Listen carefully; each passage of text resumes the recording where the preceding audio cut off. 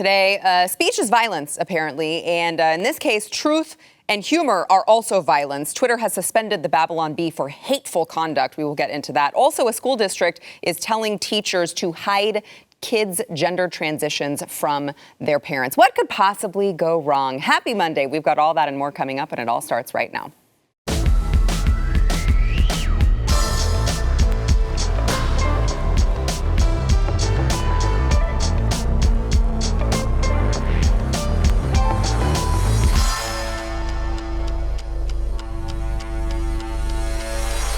Welcome to the news and why it matters. I am Sarah Gonzalez on this dark and dreary day here in DFW, here to bring you the top stories of the day. I'm joined by Stu Bergier, host of Stu Does America, which you not only should be subscribed to on YouTube, but also wherever you get your audio podcasts. It's required by law. It is. That was a law that was just passed. Many people do not know about this law. It's very obscure, but in fact, the penalty is death if you don't comply. Yeah. So I just would. We got it jammed into the spending bill. So we're usually pretty proud how of these that. things go. Also joined by Eric July, BlazeTV contributor and host of For Canon's Sake, which you also should be subscribed to.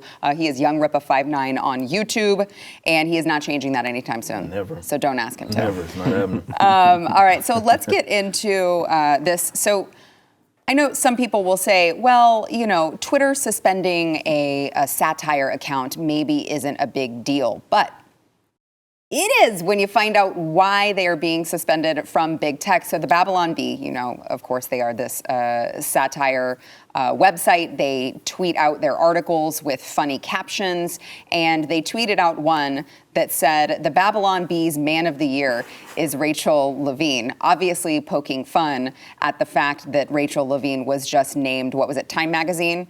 Time Magazine's Somebody did. It says Woman of the Year. Yeah. Can we put that picture back up, please?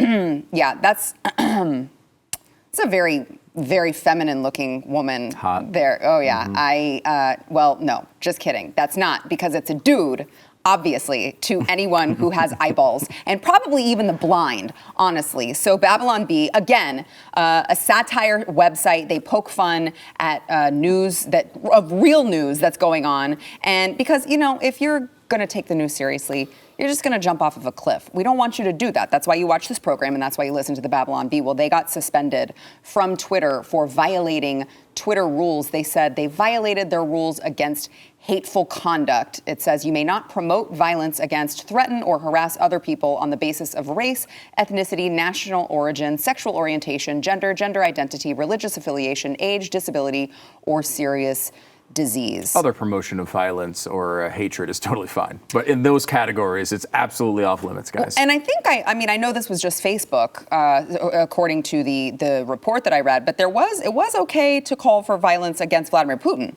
Mm-hmm.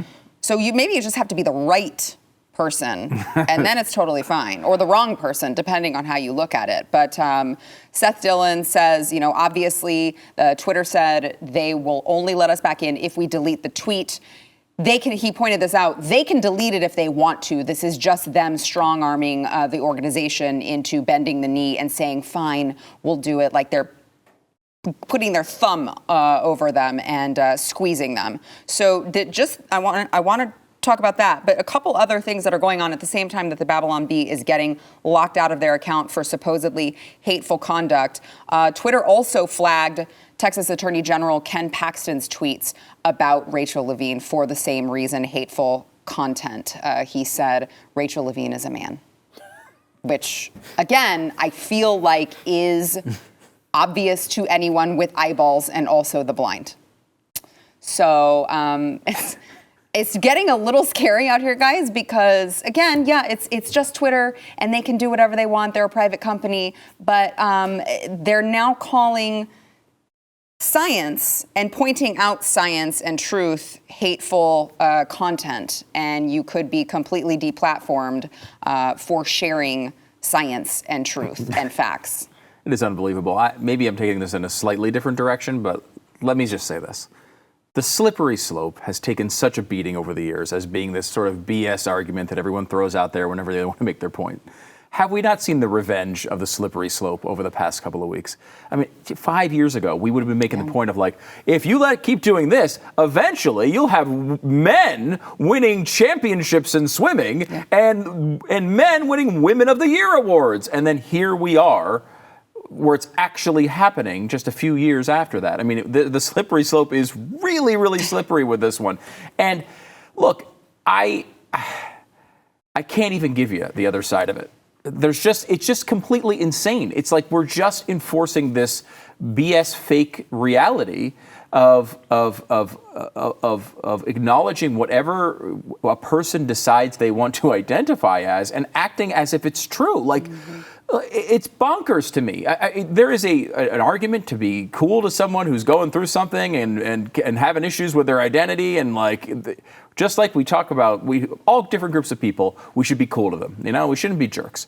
But this is just completely nuts. They're asking us to take a fact, something that we know and is obvious and has been obvious for all of humankind, and all of a sudden, not only just reverse it, but then also, in addition, lose our livelihoods, lose our ability to speak freely, lose everything of value in our civilization over the fact that we will not acknowledge this thing that has been fake the entire time humans have been alive until last week.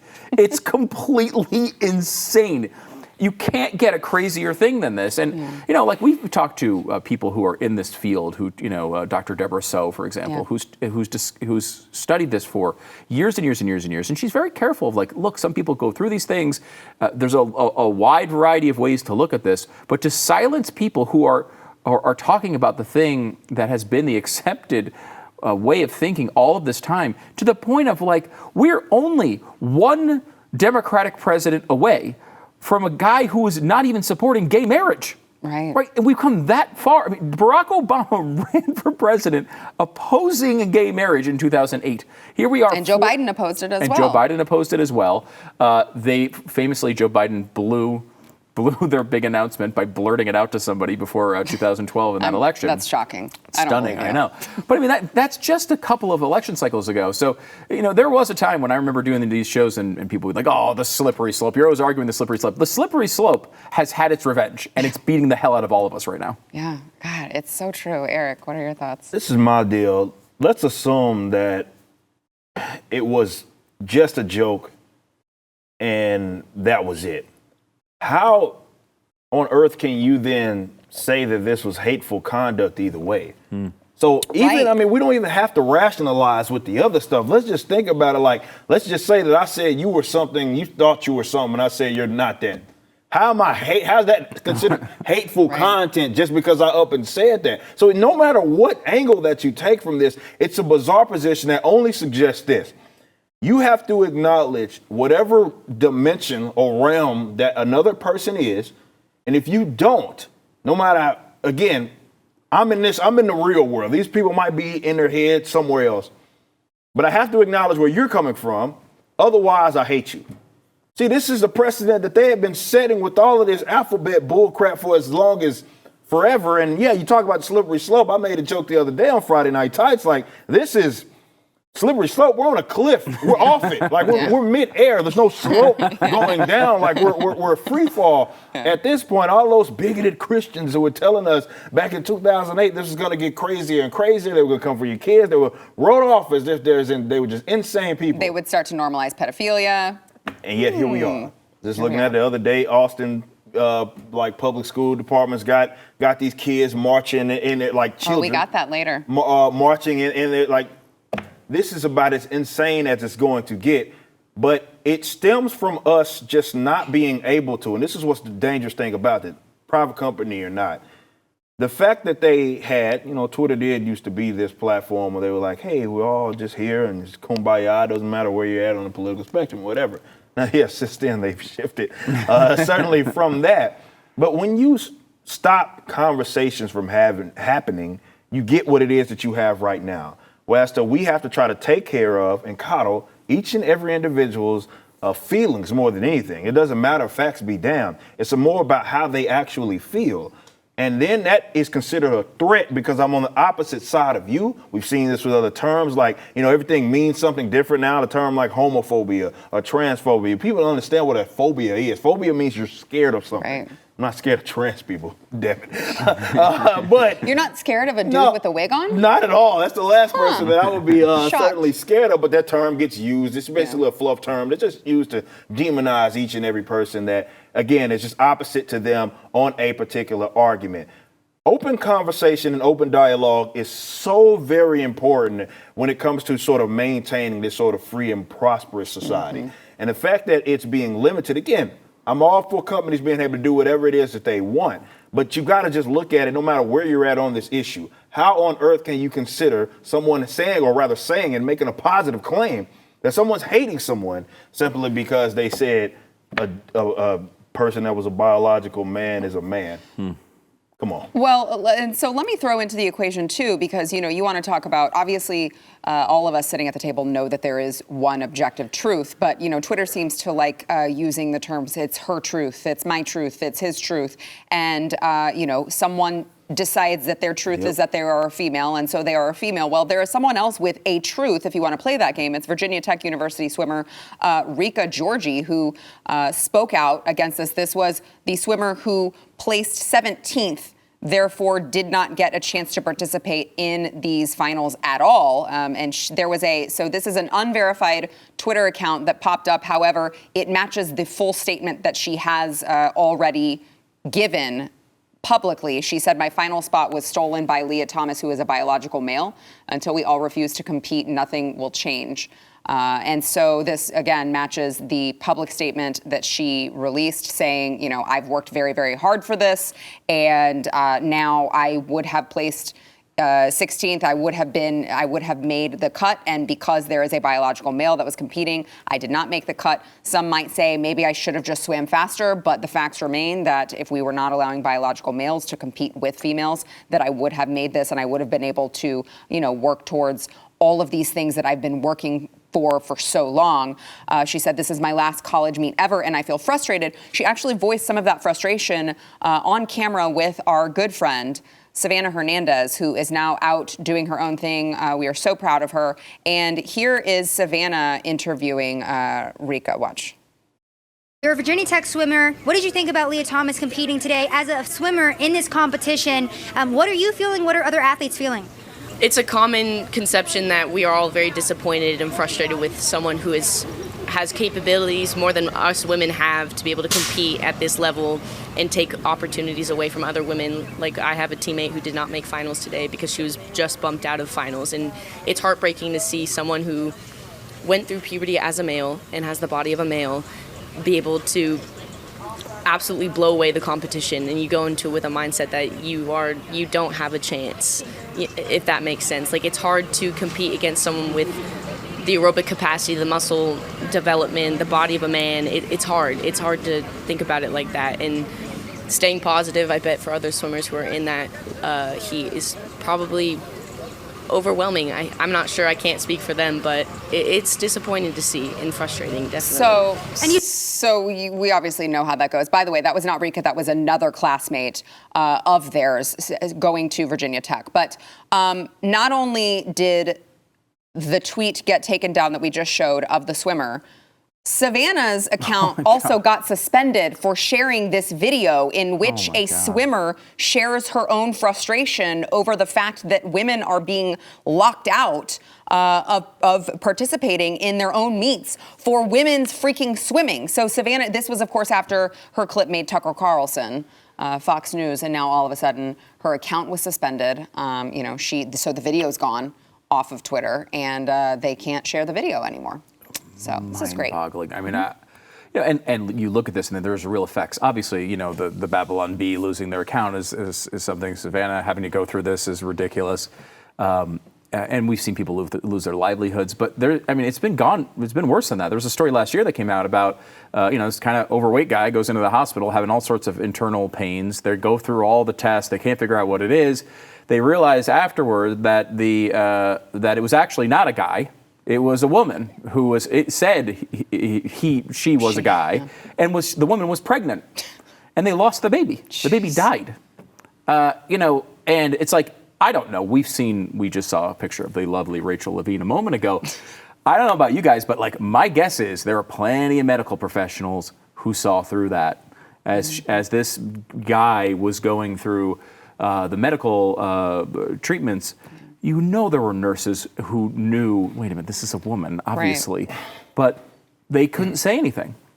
They didn't feel that they could step up and say anything, and that cost a baby their life. This is completely bonkers.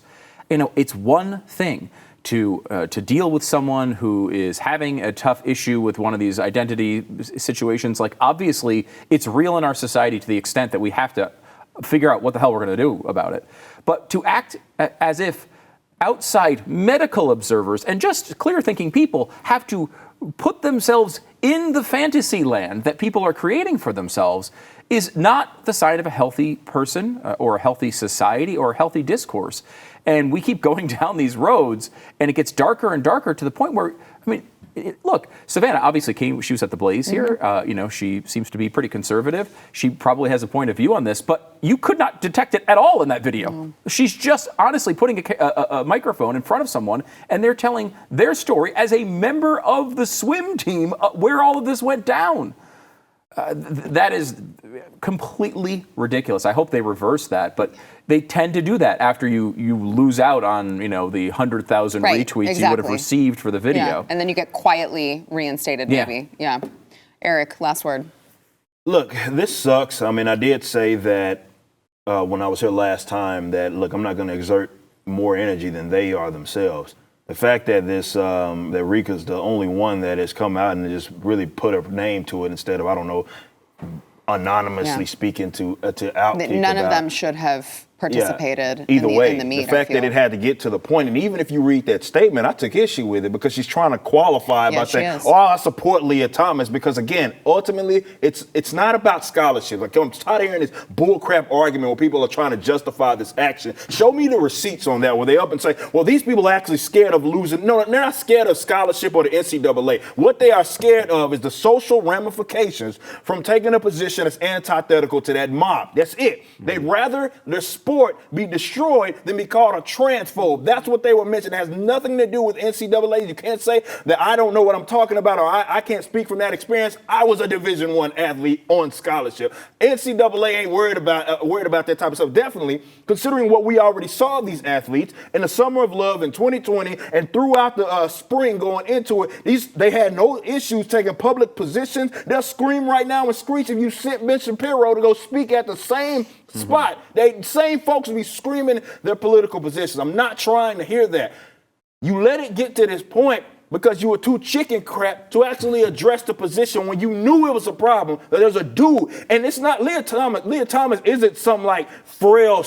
She's a tank, man. She's like 6'1". She's massive. You can see her. She's head and shoulders. But this is an absolute unit. Yeah, absolute unit. That's a good word for it. Look at a unit. He does have one. Yes. Yes. Look, an absolute unit. So when you have someone like that, you know it's all jacked up. Yeah, y'all kept going on with it. You kept going along with it. And it's a joke that went too far. Yeah. And now you had to lose out. This was a person that was All-American, a person that had her own, I think, ACC championships and all of that ended up missing out. Fifth-year senior. I was one of those, so she's like 23, fifth-year senior. It was your last meet ever. Yep. And you didn't even get to the finals, not because you weren't capable, but because there's a guy built like me out there competing against you. And we know because the person was a collegiate male athlete at one point and then decided to switch teams. Like I said, you got to stop being silent on these types of issues and just call it for what it is. The mob's going to call you whatever they're going to call you. They will. Yeah, they will anyway. All right, we gotta take a break and let Eric cool down. Yes. We want to thank our sponsor, Birch Gold. So, look, you're no stranger to what it looks like with this out-of-control inflation right now because you're paying it. But what it looks like is paying 47% more for fuel than just a year ago. It looks like paying 41% more for the same used vehicle if you buy it this year instead of last year. year, you're paying almost 10% more to feed your family, and every dollar in your savings is worth less than it was a year ago. You've got to hedge against the U.S. dollar by investing in something with real value. That is gold and silver from Birch Gold. Precious metals have historically been a safe haven in times of inflation, and Birch Gold is the leader in converting IRAs and 401ks into a tax-sheltered IRA that is backed by gold and silver. Guys, let me just tell you, I am not just giving you this advice and not doing it myself. We have invested very heavily right now, personally, in gold and silver. Do not wait until it is too late and you see all of your savings, all of your hard-earned money trickling away. Do not wait until that happens. You can text Y to 989898. You'll get a free info kit on gold. There's no obligation, so there's no reason not to do it. Text the word Y to 989898 to get your free info kit. That is Y to 989898. So many of you who are watching this program, I know, are very in tune with what is going on in public schools, and you may be thinking that a solution to that is to just move to a red state. There are a lot of people who are moving to red states, including people that we don't want here. But I digress. There are people who think that maybe that would solve the problem. Well, let me just tell you, this kind of crap is happening in public schools in red states as well. Let's take Austin ISD, for example, who, look, I prefer not to claim Austin as like part of Texas, but unfortunately it is still technically within the geographical boundaries of being in Texas. So Austin ISD, actually there was an email that has just surfaced that is for Pride Week, and it is Pride Week community circles that says pre-K, PK through 2, so pre-K through second grade. And it says that, look, they've got all of the days: Wednesday, families; Thursday, respecting differences; Friday, no place for hate. And then if you scroll down to the third part of the agenda, it says review the agreements. And there's just this little bullet point there, kind of close to the bottom, just nestled in with everything else, that says respect privacy. What we say in this room stays in this room. So I don't think I have to tell you how quickly I would be up at that school. I'd probably be in jail. I would probably be in jail. Here's another portion of it that just says to remind them when they're closing the circle, please remember that we agreed to keep what happened in this circle confidential. Stu? Yes. You have children. I do. Okay. So what do you do when your kid, one of them, right, comes home and they start talking about their day and they say, I can't, never mind. I was going to talk about something. I can't talk about it. My teacher told me that what we say in the room stays confidential. No matter what it is, so even if it's not something like this. In anticipation, this is how quickly I would move on this. In anticipation of it happening, I put them in private school before they started. That's how quick I was on that one. Look, this is incredible that this stuff is happening in a place like Texas. Now, look, as you point out, Austin's a little bit different. Yeah, we don't claim them. I was hoping the Chad Prather campaign would have a build a wall around Austin part of Plank. Maybe next time he runs, I think that might help. I think that would catch on. It probably would catch on because it is an outlier in the state. But honestly, all big cities in the state have these same sorts of issues.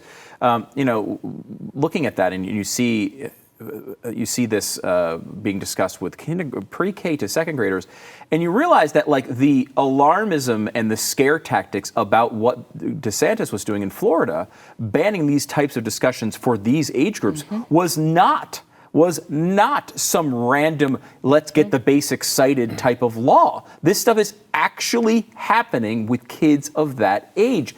And look,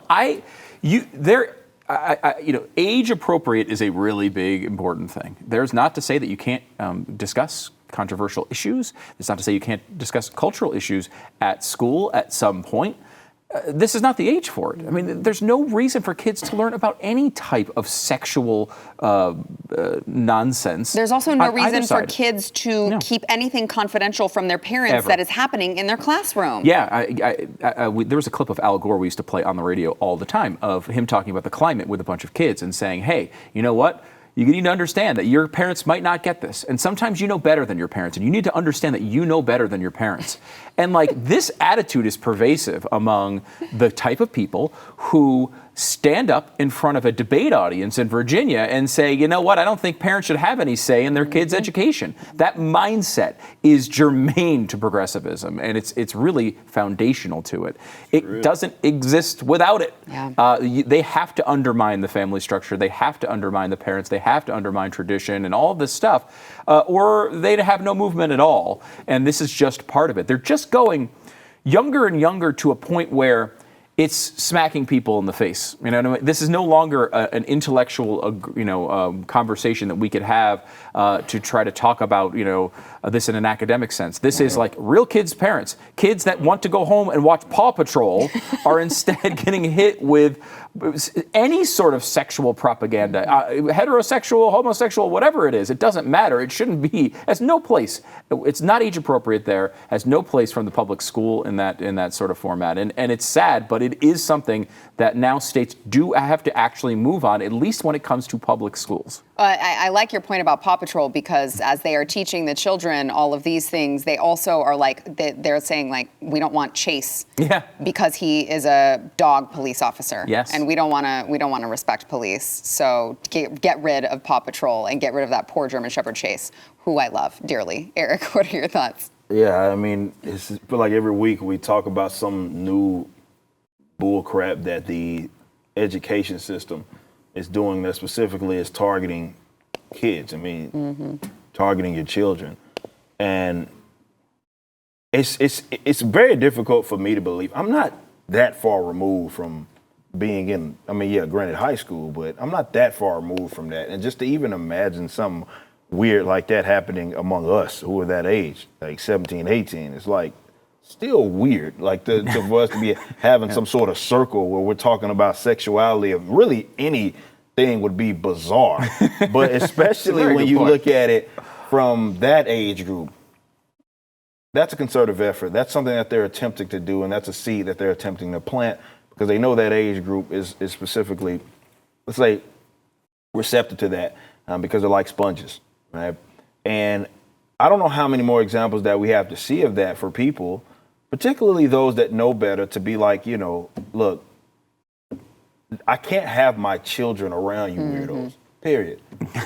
Period. Like, it should be that simple. Like, I cannot have my children around y'all. Like, y'all are messed up. For real.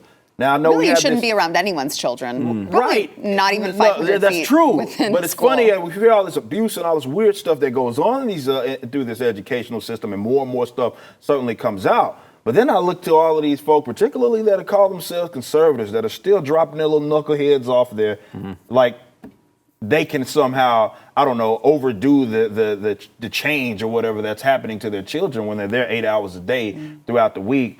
Maybe getting the weekend off and the summers off, but still, that's a lot of influences being pumped in their head. Next thing you know, your kid has blue hair and they're tossing a brick in front of Starbucks or something like that. And you're like, oh, how I loved my child. How possibly could this have happened? I don't know. Maybe you dropped them in this indoctrination camp, and that seemed to influence them in some sort of way.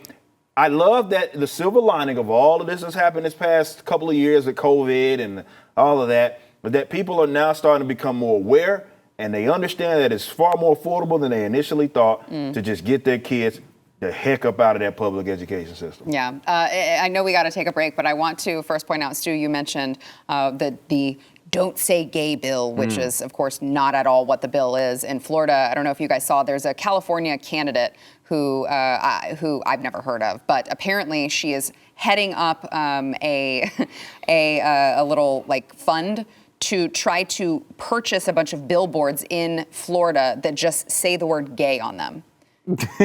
And they're doing it through Act Blue. And so legitimately, she sent a link to raise money because it's going to cost over $300,000 in advertising. But it has been pre-approved if people will raise money. I'm like, Honestly, nothing would make me happier than to watch you idiots spend all of your money on stupid billboards that will literally make absolutely no difference in anyone's life. So I hope that she gets the money that she's looking for from leftists who don't know any better. All right, we got to take a break first. We want to thank our sponsor, Tommy John. So Tommy John, you've heard us talk about on the program, and look, I was like you. Before I had Tommy John, I actually thought everyone was making up like how absolutely comfortable and soft they, right? Like totally you're like, legit, yeah. You guys, it can't be that comfortable and soft. Like, I mean, I wear clothes. I wear 100% cotton. So I know what it's going to feel like. Right. And you can't prepare yourself for when you actually get them and you're like, holy crap, this is the softest thing I've ever put on my body. I don't want to wear anything else. I know. They had their loungewear, which is, they have the underwear too, which they're, probably most famous for, but they had these like lounge shorts and lounge pants. Yes. They're so comfortable. I don't want to leave them. If I could get away with it, I mean, I would just be going with the Tommy John all day. Me too. It's awesome. Me too. Well, there's a lot of people who work from home who probably can get away with that. Yeah. Especially if you got the Zoom meetings, just throw something else on top and keep your Tommy John lounge pants on bottom. They need to make like Tommy John tuxedo T-shirts that you just put on, and then you just look at informal wear. Yeah, and you're going to be like the fanciest person on your Zoom call, and you'll be super comfortable. By the way, returns and exchanges are free with Tommy John's best pair you'll ever wear, or it's free guarantee. So you got nothing to lose. See for yourself and get 20% off your first order at TommyJohn.com/Y. That is TommyJohn.com/Y. See site for details. Well, I know sometimes it feels like you are living in a simulation and all of these things are happening around you, like supply chain crisis. You can't get food, produce, whatever it may be. We've seen the pictures of all of the grocery stores and you're told that this may just be the new normal and you just should actually be happy about it somehow. We've heard that from the White House. We've heard that from big tech. We've heard that from, the usual suspects like the New York Times, Washington Post. Here's what Bloomberg has to say about inflation. They said inflation stings most if you earn less than $300,000. Here's how to deal. Take the bus. Don't buy in bulk. Try lentils instead of meat. And most importantly, nobody said this would be fun. And by the way, I would just like to point out this, the little caption on the link says more Americans than ever expect their finances to worsen as inflation hits a 40-year high. Do you really need that extra car? So, is it a bit? I don't even understand. It's written in almost a comedic way. I know. I don't know. But it's Bloomberg. So I feel like try lentils instead of meat is something that they're constantly saying, and it's not a joke when they say it. That's they're true. actually saying you need to stop eating meat, which I feel like Stu would be a fan of. First of all, I will say inflation stings for if you earn less than $300,000, but that's the same for everything. Everything stings more when you make less than $300,000. It's really great to make more than $300,000. Everyone should do it. Unfortunately, the way we're going to do it is because we're going to inflate the money to the point that like an hourly wage is $300,000. So that's not a good outcome. Zimbabwe. And I will say, by the way, as America's only conservative vegetarian, eating lentils is not a way to save money. Freaking vegetarian food is expensive. It is. That is not a way to save money. If you want to eat just lentils dry out of the bag, maybe you can save some cash, but it's not a cheap way to live. Yeah, well, and also, I mean, you'll want to kill yourself. There's that too. So you might as well just go. Just go. It. I'm not going to eat lentils instead of meat, Eric. Yeah, all this is that they don't want to admit who is part of the problem because that will require basically all of these quacks, will it be the mainstream corporate press, whether it be politicians, and all of them attribute it to what it is that we have right now. So rather than concede that point, they'd much rather say, you adjust. You adjust. You change your habits to adjust. Living a little too elitist. Yes, exactly. So you were the actual problem here, not us that screwed this economy to the degree of what we have right now with certainly inflationary issues. And it just goes to show how cocky that these people certainly are, and really how evil that they are as well, that they would rather talk about this in this sort of aspect as if you are the one that is the problem here.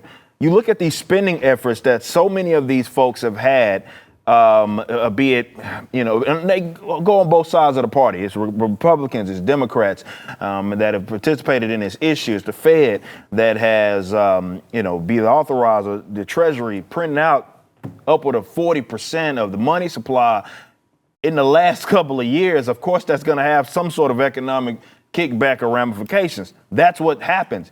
And then instead of saying, okay, we screwed up and acknowledging that the problem is the problem, they rather say, no, you adjust because you're bad. And that's the problem. Yeah. And it just really goes to show just how they view folks. And it ain't just like you mentioned, that's a no-brainer. It doesn't matter. People that make more money, obviously, Right. more going to be able to, I don't know, weather the storm as opposed to people with less money. Doesn't matter whether it be 200 versus 300 versus 4. It doesn't matter.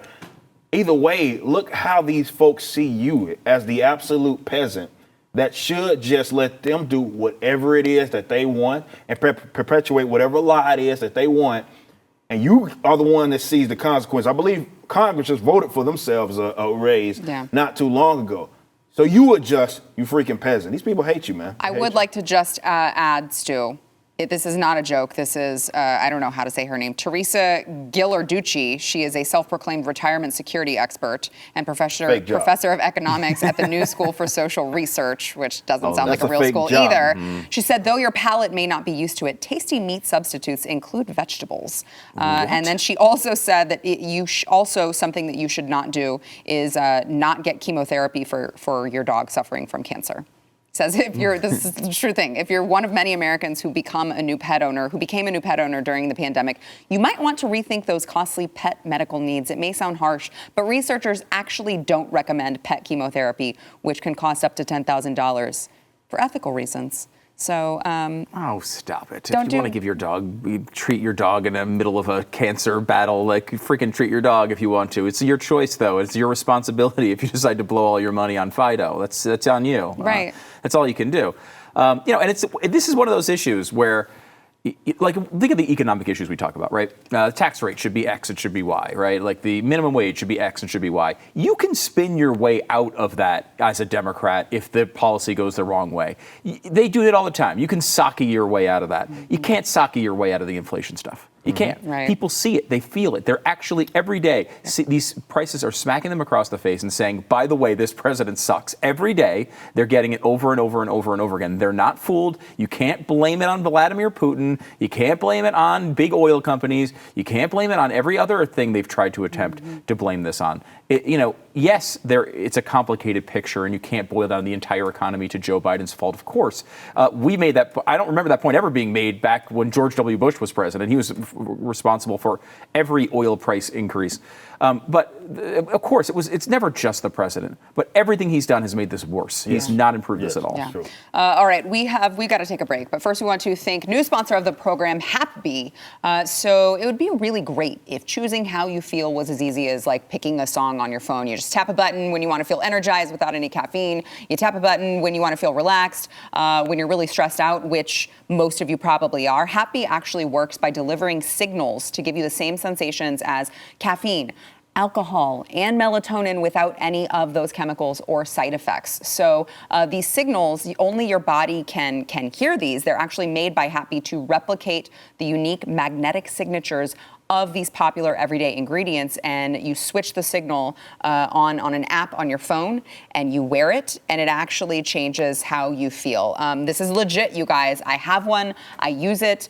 I use it to boost my energy sometimes because I'm like, I've had too much coffee today. I can't do it. I need my Happy. Increase my focus when I need to get some work done. And I've also used it for getting deeper, more restful sleep. It's backed by decades of research. It also has a 365-day guarantee, so you can try it for a whole year. You have nothing to lose, guys. Order today and you'll save 25% and get 90 days free access to all of their signals. They've got a ton of them and they're all super cool.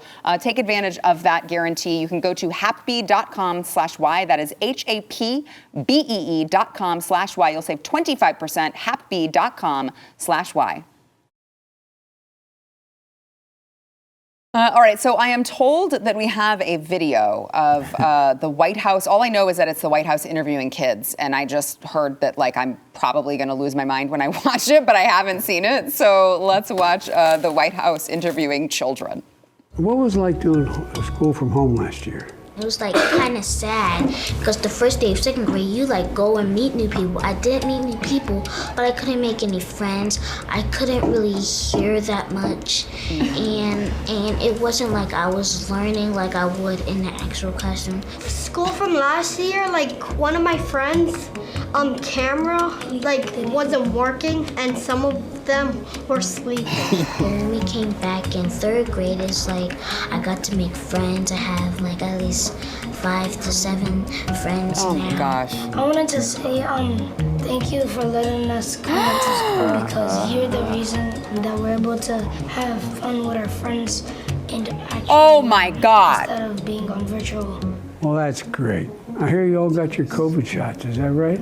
Yeah. I went to my church. They had like booster shots and stuff, so I went to go get two. Guys, Good for you. You guys are this really is dangerous. Nice to take some I don't know if I time can make spend this with through me. without cursing. Has to go, okay? Can we say thank you? Oh my God. Oh my God. I need to choose my words very carefully. I hereby cede my time back to Sarah. Whatever time I was going to have to talk, please have Sarah do it. So the party who wanted your schools shut down, who didn't give a that all of these children were at home, not learning, sleeping, as these kids pointed out. They were sad. They couldn't hear anyone because they had to wear those stupid ass masks. But thank you. Thank you. Thank you to the president who made it all possible for your children to be behind in all of their learning, for your children to probably have problems with germs and these weird fears about getting sick, all of the anxiety that they will likely have as they grow up. Thank you, Joe. Thank you so much. Let's go, Brandon. Golly, that is great to see. That's awesome. I mean, you already swore in this segment. You go with golly. They're going to have to edit it anyway. You might as well let it fly. I mean, oh my gosh. I will say you did make it through like a sentence and a half. I did. I tried. I tried really hard. That was Sorry, like my apologies. specifically designed to irritate you, that video. Like Yeah, my husband pointed it out. So wouldn't you know? My husband pointed it out. And he would know. He's usually the one irritating It you. And he knows him. what sets you off. Yeah. That's that an is. amazing piece of video right there. And peace is a word that applies here. Gosh, I mean, that's incredible. Who would let their kid go do that video knowing what not only this administration enabled, but knowing that that was the entire party that pushed for their kids to not be in school? Who would be like, yes, go on video and thank this man for all of the damage that he's done in your life? Yeah, I can call the adults, for lack of better terms, retarded. Because that's what it is that they are. Words. Yeah, I know, right? However, We're just, I can't say the That's fine. same We're trying to get about, banned. obviously, children are sponges. They don't know any better. It just goes to show how easy it is to dupe these youngsters when we know for a fact, and obviously they're not sharing them that information, that the reason your school was shut down was because of folks like Joe Biden. Yeah. This shows, though, how Last desperate word. they are. But they, making a video like this, they know this is a problem for them in a big way. I mean, we are seeing the polling coming in, even on education. They've owned that issue the entire time. I've done talk radio since, the early 2000s. They've owned that issue, the Democrats have. This is the first time it's been threatened, and they are terrified. Yeah. All right, we got to go so I can get all my expletives out. We'll be back. You got them out on the air already, though. That no, I doesn't have work. way freaking more. I almost did it there. You're welcome, edit. I'll save that. All right, if you enjoyed this podcast, don't forget to go wherever you get your audio podcast, subscribe, rate, and review The News and Why It Matters. Actually, now I'm just asking you to do it, to give us 5 stars, and just say how much you love it when I lose my mind so that I don't get fired for cursing. That'd be great. Also, you may see your review read on air, like the one today from Bluebird568, who said, really enjoy this podcast. This podcast is fun, informative, love it. Love Sarah and all her guests. One podcast I never skip. We've got one more from Gig and Geo. And it says, amen, great show. You cover stuff better. I assume that you mean better than CNN or any of those mainstream media outlets. We appreciate it, and don't forget to leave us a review. Remember, tell management we want to keep Sarah. We like it, okay? Make sure to say that, and make sure to follow these two gentlemen. Thanks for being here, guys.